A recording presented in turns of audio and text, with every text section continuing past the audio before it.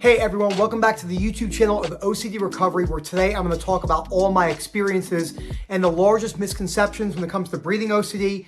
I'm going to talk about right here why breathing through a straw is not necessary, completely misunderstood by most people, why sensory motor breathing OCD is not just a thought. When you're stuck in there, it's the only thing you consume about.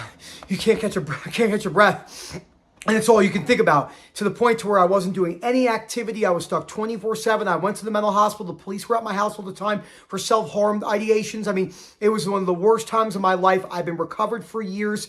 No chronic cycle whatsoever. I arguably work with more sensory motor sufferers on this planet than any other person. And the amount of people that unfortunately come to me with this particular one thing for breathing OCD by well-intentioned people, but they're still very stuck. I'm going to break all of that down in this video. Before I go any further, please subscribe. Hit that like button down below. Phil at OCDrecovery.com. Again, I work with hundreds and hundreds of new different variations of sensory motor sufferers each and every year. Not totality, at least a couple hundred every single year that come in from all over the world, and you can get better. There is hope. Okay, so when I was at my worst, the only thing I thought about were my sensations.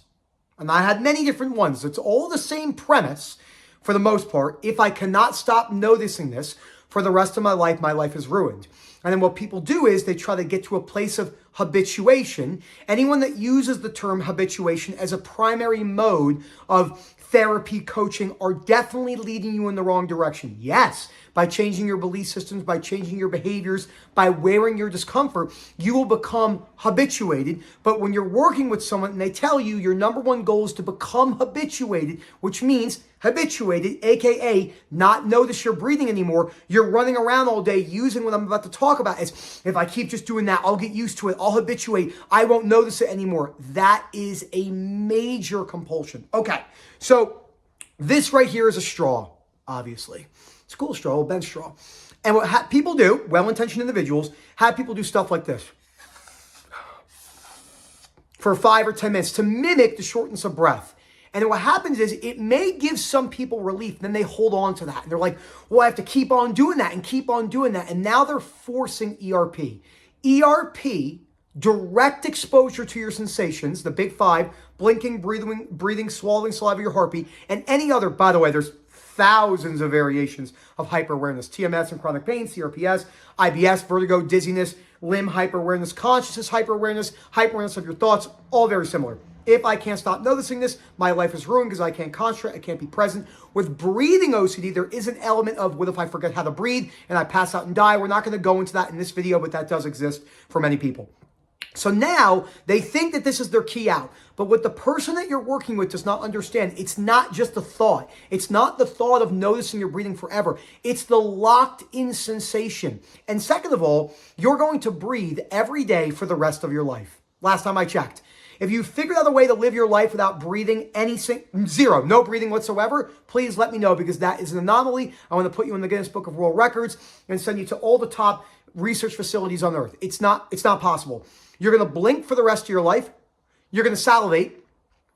You're going to swallow that saliva, and you're going to breathe every day for the rest of your life, forever. So life is the exposure. This is so misunderstood.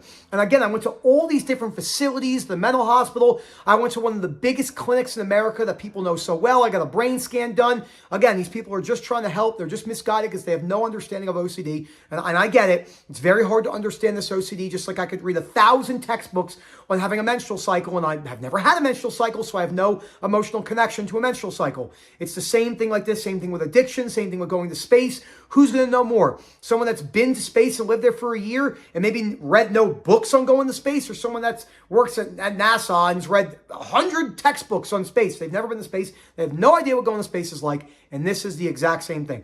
So this right here is completely unnecessary, because you're going to use it compulsively. You're going to try to force habituation, and life is the exposure. Now, because life is the exposure, what do you need to do? You have to bring the sensation with you everywhere. That means no avoidance in time. That means getting comfortable with the breath taking over you. The shortness of breath. You're in a conversation. Hey, babe, how are you? Have to get more comfortable with that being there. Yeah, but Nick, how am I going to get more comfortable with that being there? You have to learn to do it. You have to build that like a skill. So this can go bye-bye. You do not have to use that ever again.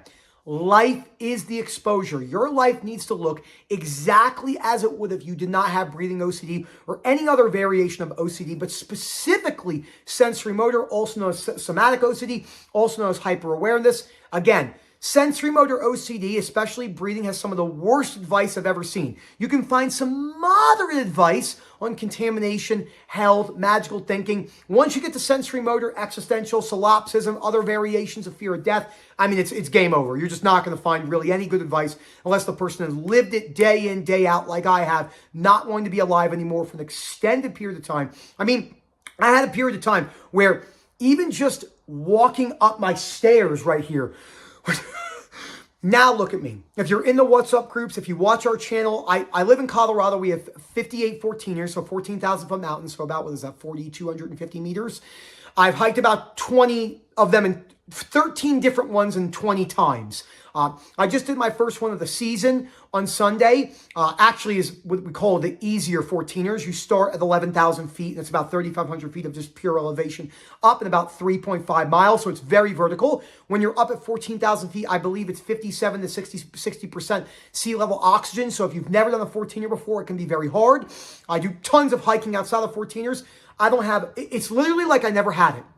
There's no thoughts, no fears, no intrusive awareness of my breathing. Am I aware of my breathing when I'm hiking a 14er? Of course I am. But remember, the main goal is to never notice your sensations again. That's why your main goal cannot be habituation. If your main goal is habituation, the second you start doing these hikes, I'm noticing my breath, I'm noticing my breath. I tell people all the time, you play sports growing up? How long you had OCD? They're 35 years old. I've had breathing OCD since I was 29. Okay, so 6 years. Using my part of how I would be with me. You play sports? Yeah, I played everything. Football or soccer, baseball, running, all of it. Okay, do you think you noticed your breathing in those situations? Yeah, I think I did.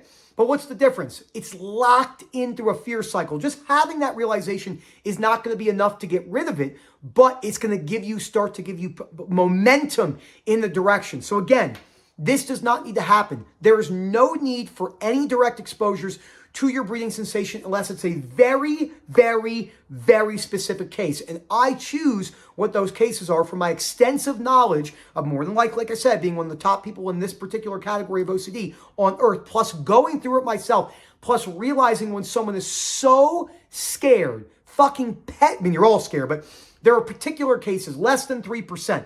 But when I do that, I still don't use a straw. I would just have them sit in the chair, turn the timer on, and just feel everything for about 5 or 10 minutes. That only lasts for like 2 weeks. And then when they're done with that, I'm like, yeah, it's over. They're like, what am I supposed to do now? Life. So 98% of people do not need this. I've never met one person I've used the straw with. And again, your goal is not to never notice your breathing again, because you're going to notice your breathing again if you do sports, if you have sex, if you're running, if your dogs get off leash and you have to run after them, if you're chasing after your children at a park or about to run to the street, you are going to notice your breathing. If you live at elevation, you're definitely going to notice your breathing. If you're hiking 14 years, you're definitely going to notice your breathing. So no fear cycle at all. I'm telling you right now, this is one of the biggest misconceptions of sensory motor breathing OCD. I work with it all the time. I cannot tell you how many people are coming in telling me, what's the exposure? What's the exposure? And I have to say again and again, life is the exposure. Getting comfortable with the sensation, I promise you, you can recover. You can get to where I am. I've been at baseline peace with sensory motor for years.